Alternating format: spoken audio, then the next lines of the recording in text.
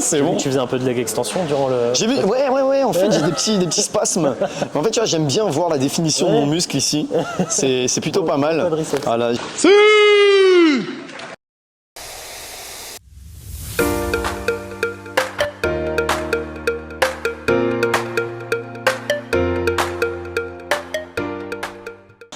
Alors bonjour à tous, bienvenue sur le podcast de la Team Top Coach. Nous sommes Ben et Yann, les deux cofondateurs de la Team Top Coach. Donc notre entreprise est dédiée au développement des coachs sportifs. Donc on les aide sur l'aspect vente, communication, prospection, donc tout ce qui est relié à leur développement d'activité professionnelle. Et donc là nous sommes dans un Basic Fit et aujourd'hui on va échanger un petit peu avec Ben, on va parler du head training. Donc nous notre rôle c'est, comme je viens de le dire, c'est d'aider les coachs à se développer. Donc voilà, donc je te laisse Ben te présenter déjà pour commencer. Benjamin Levasseur, donc comme Yann l'a dit, tu as fait une présentation de malade. Alors donc head trainer, donc fondateur de la Team Top Coach avec Yann. Et puis voilà, donc on va vous expliquer concrètement comment nous on voit le secteur d'activité du coaching, comment il a évolué, qu'est-ce que le head training aussi, on est là aussi pour en parler, qu'est-ce que les personal trainers, concrètement comment est-ce que ça en est venu à là et puis voilà, c'est parti. Le tout début. Oui. Tout début, quand on s'est rencontrés, quand on a commencé cette activité de head training. Ouais. Et avant même ça, en fait, au début, on était juste deux jeunes coachs. En fait, on était deux coachs, c'est ça, dans la salle de Meaux. Deux coachs dans Meaux. Après Covid, voilà, donc il y avait une énorme demande de coaching. Et en fin de compte, ce qui s'est passé, c'est que au lieu de se tirer dans les pattes et d'être deux concurrents, dès le départ, vas-y, on s'est checké, on s'est fait une séance, on s'est donné des rendez-vous et on a échangé, on a partagé ce qu'on faisait dans nos activités. Ça nous a beaucoup apporté. Ouais. Et voilà, jusqu'à ce qu'au final, on se développe vraiment très bien. Et on s'est dit, putain, là, ce qu'on a fait ensemble, on aimerait pouvoir leur faire aux coachs, leur permettre aussi de se développer davantage parce qu'il y a un réel manque dans le secteur d'activité. Donc là, à l'heure actuelle, concrètement, ce qui se passe, c'est qu'on a des coachs qui sortent du diplôme, mais 90% de ces coachs ne restent pas coachs. Parce qu'en fin de compte, il y a beaucoup d'aspects qui, c'est pas forcément que à cause de la formation, mais c'est tout simplement que c'est pas évident d'être à son compte, de passer salarié à déjà être à son compte. Rien que ça, c'est pas évident. En plus de ça, coach, ça reste quand même les nouveaux métiers. Donc même si on pourra dire ce qu'on veut, on n'est pas vendeur de chaussures, ça existe depuis des années. On est en train de créer, on est vraiment en train de créer au final cet écosystème. Et cette demande, elle est au final assez récente de la préparation physique. Les gens ont vraiment pris conscience lors du Covid seulement que leur santé était importante. Donc voilà, l'idée c'est d'aider les coachs à répondre à cette demande, à être clairs avec leurs offres, à pouvoir vivre de leur passion et pouvoir devenir de plus en plus meilleurs en fait. C'est ça. Ça va devenir meilleur. Voilà. Tu l'as souligné, c'est que malheureusement il y a de plus en plus de demandes. Alors ça, heureusement, il y a des demandes de coaching encore plus. Heureusement. Les gens prennent conscience qu'ils ont besoin pour leur santé, pour vivre bien. Alors il y a aussi cet aspect esthétisme pour les jeunes en général. Et voilà. Plus on prend de l'âge, plus on se rend compte qu'on a des petites douleurs à droite, à gauche. Donc c'est aussi à nous de les aider à se renforcer, équilibrer leur corps.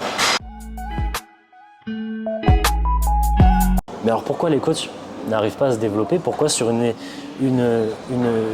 classe de 20 élèves, il va y avoir que 2 ou 3 sur le long terme qui vont vivre de leur passion? En fait, en tout cas, moi, c'est mon constat. Pour moi, les 2 ou 3 justement qui se sont mis à tourner, c'est ceux qui à la base avaient vraiment imaginé réussir dans ce métier. Ils ne s'étaient pas mis trop de barrières limitantes et ils s'étaient dit, dans tous les cas, c'est ma passion, je veux le transmettre à fond. Donc déjà, je pense que dès le début, il y en a qui s'orientent dans ce métier en s'idéalisant que ça y est, on est coach, il va y avoir des clients comme ça. Mais en réalité, c'est un métier pour moi, pour ma part, et ça on ne te l'apprend pas forcément à l'école, mais c'est un métier qui se respire. C'est un métier où tu dois vraiment être passionné, tu dois vraiment aimer aider les gens. Et ça, c'est une des notions que déjà, lors du diplôme, on nous apprend beaucoup de choses. Je ne vais pas cracher sur le diplôme parce qu'au final, c'est quand même très complet. Il y a beaucoup de connaissances physio, anat, il y a des choses très intéressantes qu'on apprend sur les performances, tout ça. Mais rappelons-nous d'une chose, c'est qu'on est dans un métier qui est avant tout pour l'humain. Et l'humain, il doit être compris. L'humain, il doit être écouté. L'humain, il doit être accompagné. Et tout ça, je trouve que effectivement, c'est quelque chose qui manque quand même dans le diplôme. Pour moi, c'est la première cause. Déjà, avoir conscience que tu veux faire ce métier, c'est cool. Si tu es juste sportif, reste sportif, mais va pas l'enseigner. En réalité, tu dois être sportif, mais avant tout aimer les gens. Exact. Voilà. Je pense que c'est pour moi le meilleur, c'est le truc qui manque. Ouais, les gens viennent à nous au bout d'un moment. Voilà, c'est ça, Donc, en fait. Ouais. Alors, c'est ce que je dis aux coachs qui commencent avec nous, c'est que justement, c'est cet abandon de l'activité sur une classe de 20 élèves, pourquoi on n'a que 3 à 4 qui vont réussir, Ouais. et peut-être moins. Alors, selon moi, c'est qu'il y a un problème dans la perception, donc tu l'as dit, donc vraiment la perception de voir le coaching, mais également, c'est qu'il y a un problème dans l'environnement dans lequel ils se mettent les coachs. Oui. Par exemple, si tu vas dans une salle de sport, ok, très bien, tu es coach, salle de sport, pourquoi est-ce que déjà la durée de vie d'un coach en salle de sport, c'est que 4 ans? Peut-être moins même, Ouais. parce qu'il y a des blessures, des fois. Parce que si le coach il est lassé de nettoyer les toilettes, de Voilà. vendre des abonnements, Ouais. va faire des cours collectifs alors qu'il veut faire du coaching personnalisé, Ouais. de réparer des machines. De faire en fin de compte tous les métiers qui ne sont pas liés au coaching. C'est ça. Nous on s'occupe des gens, le reste normalement on est censé pas trop s'en occuper. Exactement. Il y a aussi les coachs qui font du coaching à domicile. Si déjà ils arrivent à se développer à domicile, Ouais. on peut leur souhaiter. Mais quand tu fais du coaching à domicile, tu dois investir dans du matériel. Ouais. Tu dois faire de la route, donc tu perds du temps sur la route. Et le temps, c'est un peu de l'argent parce qu'on n'a que 24 heures dans une journée. Et mine de rien, personne ne te voit coacher les gens à domicile. En plus. Donc tu perds énormément en visibilité. La part du temps, c'est que du bouche à oreille. C'est bien le bouche à oreille, mais ça a quand même ses limites, quoi. Il n'y a pas que ça pour pouvoir se développer. Qu'est-ce que c'est que là concrètement l'écosystème de Team Top Coach? C'est déjà vous êtes au bon endroit. Vous êtes dans une salle de sport. Vous n'êtes pas à un autre endroit où les gens n'ont pas demandé. Vous êtes à un endroit où les gens sont conditionnés à vouloir s'améliorer, à vouloir prendre soin de leur santé. Donc ils sont tous demandeurs. C'est juste qu'ils n'osent pas. Soit ils n'osent pas, soit ils n'y ont pas pensé, soit tout simplement ils ont décidé de faire par eux-mêmes. Mais la part du temps, c'est ni fait ni à faire. Voilà, soit ils peuvent se blesser au long terme, soit tout simplement c'est pas efficace. Donc voilà. Et là de toute façon, le coaching on le sait très bien. Ceux qui perdurent dans leurs résultats et qui vont vraiment loin dans leurs objectifs, c'est ceux qui se font encadrer par des coachs. Nous, concrètement, ce qu'on fait, c'est qu'on invite les coachs à bosser avec nous au sein de la salle qu'ils auront choisie. Cette salle-là leur met à disposition une visibilité de malade. Il y a des écrans partout, il y a une visibilité sur le site internet. Nous, on met des cubes, des urnes de formulaires pour que les gens ils fassent leur demande de coaching. Ils peuvent mettre des affiches. Quand ils sont à la salle, tout le monde les voit coacher. Enfin, le développement, si tu ne développes pas Basic Fit à l'heure actuelle, tu te développes nulle part, en fait. En réalité, c'est ça. C'est le meilleur écosystème qui a été créé pour pouvoir se développer dans le personal training. Ouais. Si tu réussis pas à Basic Fit, en tout cas avec nous en accompagnement, Ouais. je sais pas où est-ce que tu vas réussir. Abandonne. Abandonne. Nous, on a commencé dans un club, on est venu avec nos connaissances. Donc on a échoué, on a fait des choses, on a essayé vraiment de grimper les échelons, on a fait certaines heures et jusqu'à maintenant avoir des entreprises de personal training très optimisées qui nous font largement vivre de notre activité. Après voilà, on ne veut pas vendre du rêve en disant que tout le monde peut faire tant, pour donner un ordre d'idée, plus de 100 000 € à l'année. C'est quelque chose qui se fait.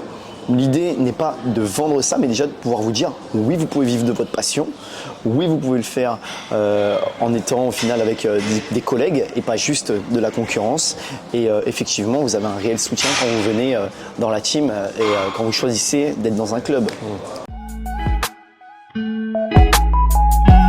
Donc si on résume, un coach qui vient dans notre équipe et qui rejoint un club Basic Fit, il aura accès à un Basic Fit, Un Basic Fit, sport équipé, voilà.